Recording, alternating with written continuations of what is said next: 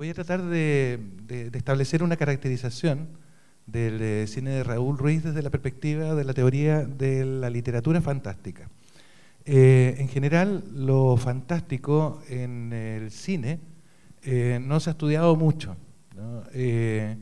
Hay algunos textos que han abordado el tema desde una perspectiva un poco más impresionista, no se ha desarrollado un cuerpo teórico propiamente tal que permita entender cuáles serían los rasgos de algo que nosotros en el cine pudiéramos llamar lo fantástico. Habitualmente se confunde con el cine de terror, con la ciencia ficción, el cine maravilloso, en fin, entra desde El Señor de los Anillos hasta Odisea del Espacio, ¿no? Y por lo tanto voy a tratar de establecer algunas delimitaciones que parten, como digo, desde la literatura, y voy a tomar en principio una figura que me interesa mucho, que es la figura del fantasma en Ruiz, que es una figura que se repite en varias de las películas, pero postulo que es de alguna manera uno de los rasgos distintivos, no solamente en términos estilísticos, sino que también discursivos, ¿no es cierto?, del cine de Raúl Ruiz, ¿no? Y para eso, ¿no es cierto?, he puesto este subtítulo, Los límites de la realidad, porque a propósito de lo que voy a exponer, lo fantástico tendría que ver justamente con una suerte de territorio liminar, ¿no es cierto?, entre lo que es real y lo que no es real, entendiendo que vamos a tener que definir qué vamos a entender por realidad, ¿no? Quería partir con esta pequeña cita de Raúl Ruiz, ¿no es cierto?, de una entrevista que se le realizó hace varios años atrás, unos 10 años atrás, cuando vino a Chile con una muestra importante de sus películas. Dice: nosotros vemos fantasmas todo el tiempo en el cine está lleno de muertos. Y puede ser que el sentido profundo, lo que empuja a los hombres a hacer cine no es tanto ganarse el Oscar, ni traer muchos espectadores, sino justamente preservar la imagen de los muertos, ¿no? Me recuerda un poco a una frase también bastante famosa de Jean Cocteau, ¿no es cierto?, que decía que en el cine mostraba el trabajo de la muerte, ¿no? En el fondo, en una primera referencia nosotros podríamos decir, efectivamente en el cine nosotros vemos las imágenes de aquellos que ya no están, ¿no? Tener una imagen en el cine es asegurarse un cierto grado de inmortalidad, por lo menos de la imagen de uno, ¿no? En la literatura, el primero que indagó con disciplina, digamos, ¿no es cierto?, y con cierto rigor lo fantástico, e intentó establecer una definición de lo fantástico, fue Tzvetan Todorov, ¿no? En un librito ya bastante conocido de los años 70, que se llama Introducción a la literatura fantástica, donde sucintamente trata de definir lo fantástico como una modalidad que se mueve entre el creer y el no creer, entre el tener que aceptar un acontecimiento de carácter sobrenatural o el tener una explicación racional para ello. Y es interesante porque Todorov da cuenta, como varios otros autores, de que lo fantástico surge en la literatura principalmente hacia el siglo XVII, ¿no?, y se consolida en el siglo XVIII, o sea, a finales del siglo XVIII, y tiene mucho que ver con una cierta imposición de la racionalidad. Lo fantástico sería una respuesta, ¿no es cierto?, a esa confianza absoluta en lo racional, reponiendo de alguna manera, no desde la perspectiva de la creencia mística o religiosa, por ejemplo, en lo sobrenatural, sino como la recuperación de una cierta dimensión inexplicable, ¿no es cierto?, de lo humano. En ese sentido, él trata de, a partir de una tríada, explicar cómo un cuento, una novela y por extensión cualquier narración pudiera llegar a ser fantástica. Entonces define tres polos, ¿no? Un polo medio, que sería lo propiamente fantástico, y que consiste principalmente en extender durante el mayor tiempo posible la duda entre creer o no creer o poder explicar aquello que está sucediendo, ¿no? Digamos que si nos encontramos con un fantasma, este fantasma podría tener dos explicaciones. Una, que es realmente un fantasma y por lo tanto estaríamos en presencia de algo sobrenatural, ¿no es cierto?, algo que no tiene una explicación racional, o por el contrario podría ser un efecto óptico y tendría una explicación racional. En el caso de que el fantasma tuviera una existencia real para los personajes, por supuesto, estaríamos frente a lo maravilloso, ¿no? Y si hay una explicación racional, estaríamos frente a lo extraño. La mayor parte de las historias se definirían por un tiempo de duda entre estas dos alternativas. Lo fantástico puro simplemente no resolvería esta duda, ¿no? Se trataría de llegar al final de la historia sin poder decidir que aquello que nosotros hemos observado en la historia, lo que ha sido descrito, ¿no es cierto?, tiene una explicación o no tiene una explicación. Pero la mayor parte de las veces, dice Todorov, existe una respuesta hacia el final, ¿no? Se trate de la irrupción, ¿no es cierto?, de un elemento sobrenatural, lo que llevaría inevitablemente hacia el mundo de lo maravilloso, y con eso estaríamos hablando de lo fantástico maravilloso, o, ¿no es cierto?, por el contrario, no sé, pienso en el sabueso de los Baskerville, por ejemplo, de Conan Doyle, ¿no es cierto?, tendría una explicación racional hacia el final y por lo tanto sería fantástico extraño. Lo puramente extraño, ¿no es cierto?, tendría que ver con aquellas historias que tienen desde el principio una cierta explicación lógica y que mantienen esa explicación hasta el final, ¿no? En el caso de lo maravilloso, por el contrario, se trataría de aquellas historias en donde los seres sobrenaturales habitan en el mundo sin ningún problema, digamos, ¿no? Y correspondería a los cuentos de hadas y a ese tipo de cosas. El esquema de Todorov tiene algunas limitaciones, ¿no? En primer lugar, tiene ciertas limitaciones históricas porque él lo remite única y exclusivamente a esto que sucede entre el siglo XVIII y el siglo XIX, y para Todorov la literatura fantástica se acabaría ahí. En cambio, varios autores que han trabajado después han podido extender, ¿no es cierto?, a partir de definiciones un poco más amplias, lo fantástico hacia el siglo XX y como una modalidad que es más bien permanente. Jaime Alasraqui, por ejemplo, habla de lo neofantástico, y ahí vemos varios autores como Brescier o como Jackson, ¿no es cierto?, que tratan de definir distintas dimensiones de lo fantástico. Y es por eso que tomé a otra autora, una autora argentina, que estudia este tema y que ofrece, para mi gusto, una definición un poco más amplia y más interesante incluso para poder abordar distintas dimensiones de lo fantástico, que es Ana María Barrenechea. Ella trata de definir en general lo fantástico como la irrupción de algo que no pertenece a la lógica de la realidad, ¿no? Es que es algo más o menos común en todos los autores que intentan indagar sobre lo fantástico, pero lo que ella hace es definir esta irrupción como un problema. Es decir, nos podríamos encontrar frente a irrupciones que podrían ser problemáticas o irrupciones que podrían no serlo. Si estamos hablando de una irrupción de aquello que no es normal, digamos, aquello que no es aceptado dentro de la realidad, nos encontraríamos con lo fantástico, ¿no? Si esta irrupción no produce ningún problema, estaríamos en el mundo de lo maravilloso. Si nosotros estamos en este momento en esta sala y aparece un dragón, por poner un ejemplo, esperemos que no, estaríamos frente a la irrupción, ¿no es cierto?, de lo fantástico. ¿Por qué? Porque no es aceptable para nosotros la existencia de un dragón. Sin embargo, si nosotros estuviéramos en estos momentos hablando en un bosque lleno de druidas, no sé, y con caballeros en el medioevo, y probablemente apareciera un dragón, sería desastroso, por supuesto, pero bastante natural para nosotros. Y ahí estaríamos dentro del campo de lo maravilloso. Por lo tanto, ya no está el eje que define lo fantástico en la duda, sino en el carácter de esa irrupción, ¿no? Es decir, ¿es un problema o no es un problema? Evidentemente a Barrenechea no le interesa mucho el otro ámbito, que es lo que no es no normal, ¿no?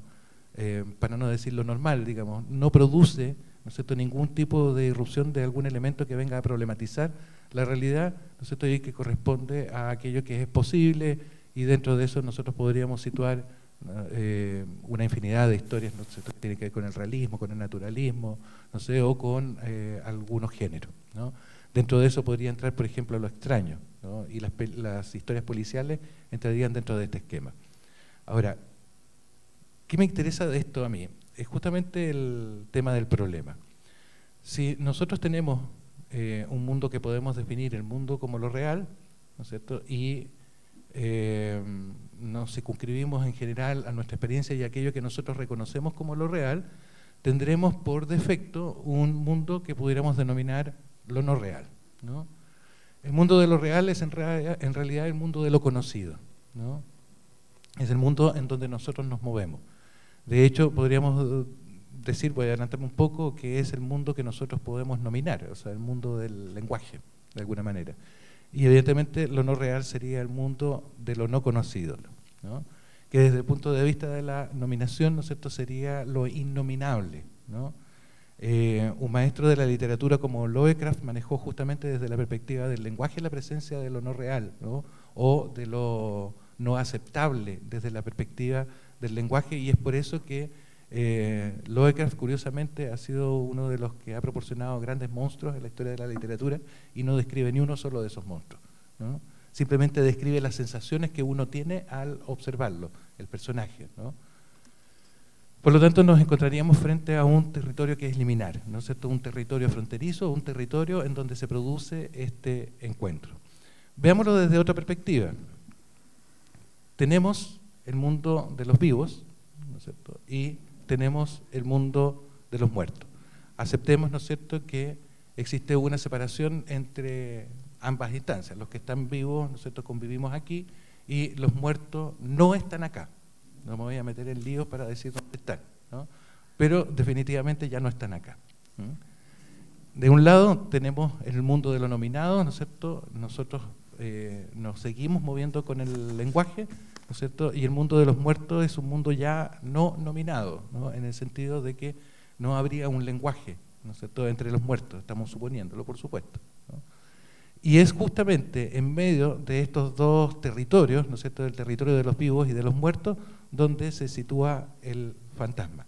Por lo tanto, el fantasma se sitúa en este territorio liminar del que estaba hablando. A diferencia un poco de lo que habitualmente se concibe, el fantasma como un muerto. En realidad el fantasma no es un muerto, es una entidad que se encuentra en tránsito, por así decirlo, entre estos dos mundos. No está completamente muerto, pero tampoco está completamente vivo, ¿no? Y lo voy a ver ahora desde otra perspectiva, y es que esta dualidad, ¿no es cierto?, puede ser emplazada también, y después voy a explicar por qué hago esta relación, hacia otros elementos, digamos, ¿no? El yo, ¿no es cierto?, siempre está definido también como un mundo o un universo particular, pero nosotros sabemos que el yo no puede ser definido en sí mismo, sino también en relación al otro, ¿no? Por lo tanto, también tenemos dos mundos, que son el mundo del yo y el mundo del otro, válido para cualquiera de nosotros, ¿no? Y lo destaco porque hay una figura que es sumamente interesante y que, en mi opinión, equivale un poco al fantasma y que también es muy recurrente en el cine de Ruiz, que es la figura del doble, ¿no? Porque el doble no es ni el yo, ni es el otro, y es ambos a la vez, ¿no? Estas figuras que son perfectamente ambiguas, ¿no es cierto?, en mi opinión, no son las únicas, pero son dos que caracterizarían muy bien las películas de Raúl Ruiz. La presencia de los fantasmas y la presencia de los dobles, ¿no es cierto?, son dos presencias equivalentes que de alguna manera están reunidas también bajo el rótulo de lo fantástico, ¿no? Si nosotros pensamos ahora en el cine de Ruiz, nos daremos cuenta de que la recurrencia a ciertos elementos de lo fantástico aparece increciendo en su filmografía, pero al contrario de lo que a veces se piensa, ya tenemos elementos fantásticos muy claros en algunas películas chilenas, ¿no es cierto?, del primer periodo chileno. Y estoy pensando particularmente en La expropiación, por ejemplo, ¿no?, en ese encuentro con los antepasados del terrateniente. Es interesante porque al contrario de lo que también uno piensa, en el cine fantástico, que pudiera ser entendido como un cine de evasión, se produce un cine fantástico que tiene connotaciones políticas muy claras, connotaciones ideológicas, ¿no? Y lo que pretendo de alguna manera insinuar aquí es que el cine de Ruiz utiliza los elementos de lo fantástico para hablar de nuestra propia realidad, ¿no? Una realidad que para Ruiz es ya ambigua, solo por el hecho de ser chilenos, ¿ah? Voy a recordar una vez más lo que dijo Jorge a propósito de que los chilenos somos el país de los otros, ¿no? El país de la imitación, ¿no es cierto?, el país de los dobles, ¿no?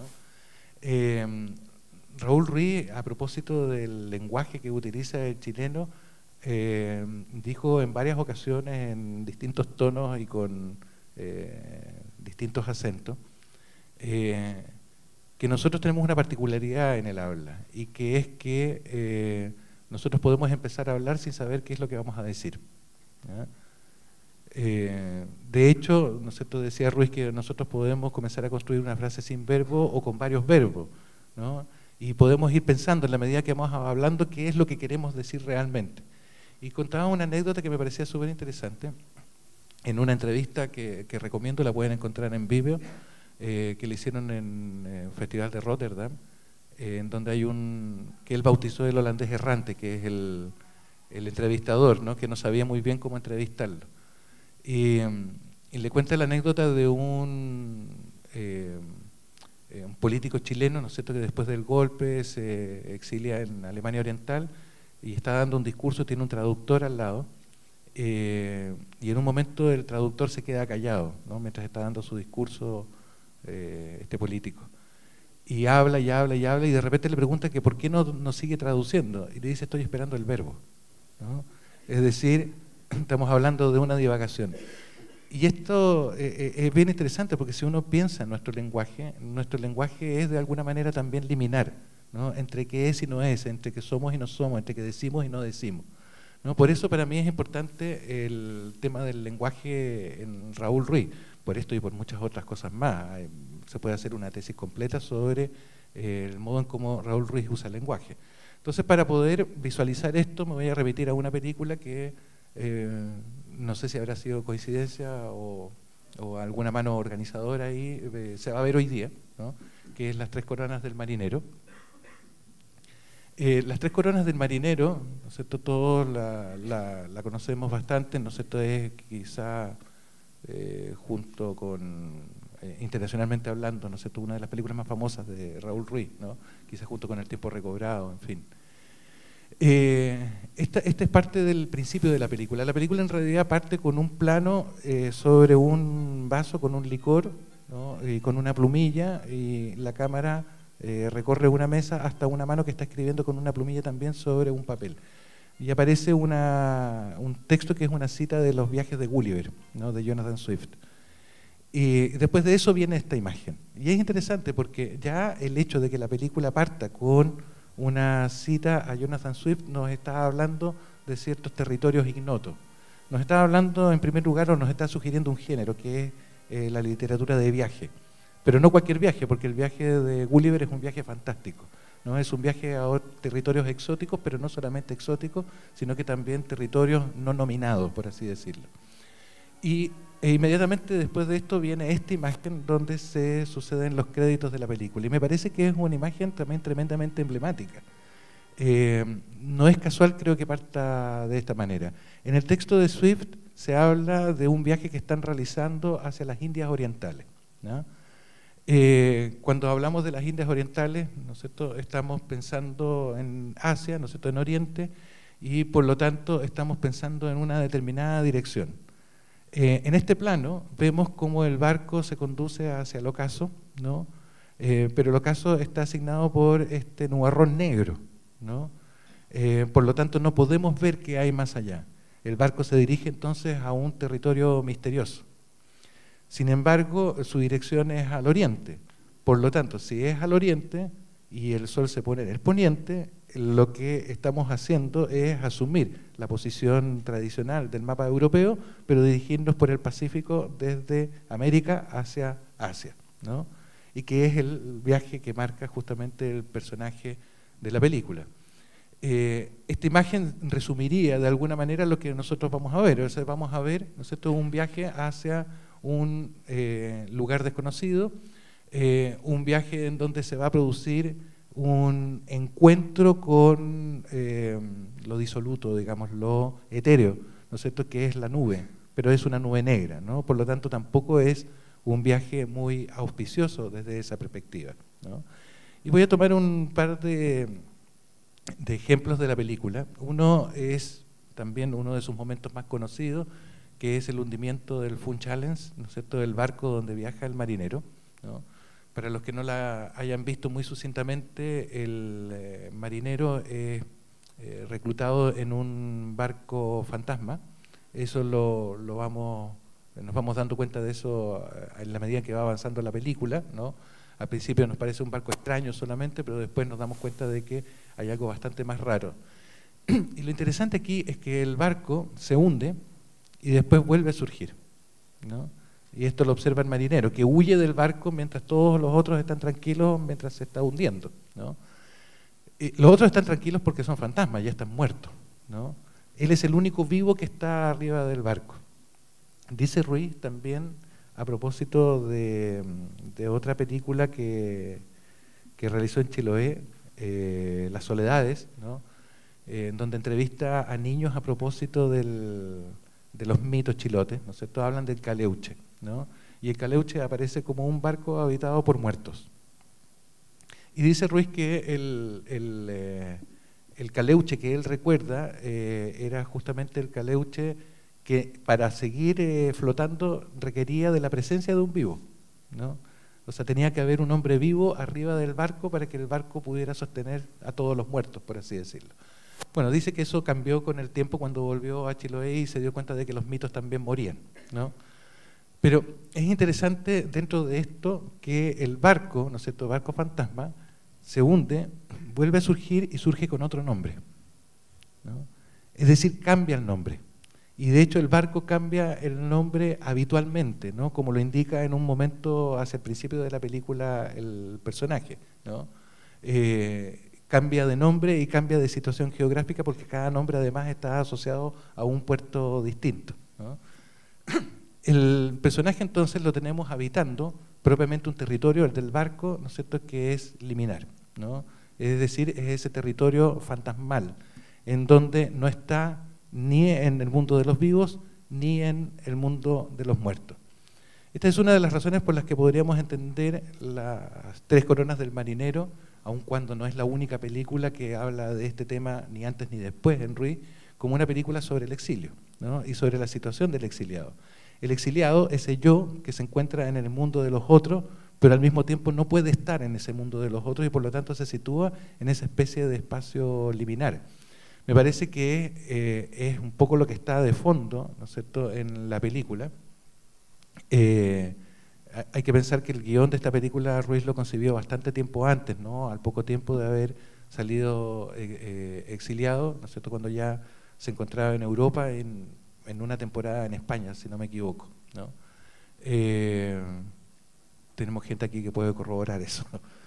Y hizo, creo que 4 guiones, hizo El Territorio, hizo esta, y no recuerdo exactamente qué otra más, ¿no? Pero el barco fantasma sería de alguna manera la visión, ¿no es cierto?, de este territorio liminar, y que me parece que es muy interesante el hecho de que sea un barco fantasma, no solamente porque responda a esa tradición chilota que trae Ruiz, ¿no es cierto?, a través de su padre, sino porque el barco se desplaza, ¿no? Es decir, no estamos hablando solamente de un lugar, sino que estamos hablando al mismo tiempo de un lugar que se encuentra en distintos lugares, ¿no? Este traslado constante del personaje, ¿no es cierto?, que viaja a África, que viaja a Asia, que viaja a otros lugares, en Europa, en fin, ¿no es cierto?, devela de alguna manera esta especie de deambular que es característico del fantasma de hecho, ¿no? Cuando hablamos del fantasma hablamos de que el fantasma deambula, ¿no? Un fantasma nunca está, a pesar de que pueda habitar en un determinado lugar, por así decirlo, si es que podemos hablar de habitación, ¿no es cierto?, el fantasma está siempre en movimiento, ¿no? Y la situación, ¿no es cierto?, del exiliado es la situación en movimiento, en un movimiento permanente. No importa que física y realmente, ¿no es cierto?, se encuentre en un lugar, sino que finalmente su situación existencial, por así decirlo, es una situación de movilidad, de incertidumbre, ¿no es cierto?, de alguna manera de imprecisión en el lenguaje, ¿no? Desde esa perspectiva quizás los chilenos seríamos naturalmente exiliados y exiliados en nosotros mismos, ¿no? En algún momento Ruiz habló a propósito de eso, de que sus películas en general son películas sobre el exilio, sea externo, ¿no es cierto?, o interno, ¿no? Es decir, siempre estaríamos exiliados. Y una última secuencia, la que quiero, una última situación dentro de la película a la que quiero aludir, es esta que me parece que es interesante porque también se encuentra ahí una suerte de pequeño manifiesto sobre el arte, ¿no? Es una de las escenas realmente impactantes de la película, ¿no? Asistimos al preludio de un encuentro amoroso, ¿no es cierto?, entre un marinero y una bailarina de rumba, ¿no es cierto?, que, ojo, esta bailarina se presenta en la película en una UAT de Valparaíso, que algunos recordarán aquí, que se llama La Sirena, ¿no?, que evidentemente ya no existe hace mucho tiempo. Y en este encuentro, ¿no es cierto?, él le dice que quiere hacer el amor y ella, bueno, accede a eso y comienza a desvestirse, ¿no? Y cuando está desnuda, el tipo reconoce que nunca ha estado frente a una mujer desnuda. Y ella le responde, si todavía no estoy desnuda, ¿no? Entonces se saca los pezones y se saca el vello púbico, ¿no? No podemos ver nada, evidentemente, ¿no es cierto? Y después dice algo un poco más grosero, dice que lo hace todo con la boca, ¿no? Pero ojo, que ese hacerlo todo con la boca remite también al lenguaje, ¿no? Y es interesante porque ella define justamente el arte como el arte del desnudo, el arte de despojarse de absolutamente todo, ¿no? Y que sería también a través de una figura de lo fantástico, una mujer que no tiene órganos, digamos, que no tiene sexualidad, de una suerte de andrógino absoluto, que remite además a una actividad que es puramente lingüística. De hecho, ella habla todo el tiempo, ¿no es cierto?, y cada frase que dice es casi una sentencia, entonces todo una máxima, que están referidas al arte en su estado más puro, ¿no?, es decir, al arte sin ningún otro tipo de parafernalia. Sería una figura interesante como para definir el arte de Ruiz, y al mismo tiempo es paradójica, puesto que en Ruiz el arte consiste justamente en el artificio constante, ¿no? En la poética del cine, Ruiz hace una relación entre dos acepciones de una palabra, ¿no?, que me parece sumamente interesante, que es hechizo, ¿no? El hechizo que nosotros pensamos en el mundo de lo maravilloso, ¿no es cierto?, ejerce el mago o la bruja, ¿no es cierto?, el hechizar, ¿no es cierto?, como ese atraer, como ese seducir, y lo hechizo, ¿no es cierto?, en el lenguaje chileno, que habla de lo hecho un poco a lo maestro Chasquilla, ¿no es cierto?, es decir, utilizando recursos eventualmente heteróclitos para hacer algo, ¿no?, pero que funciona de todas maneras. A veces funciona mal, pero funciona, ¿no?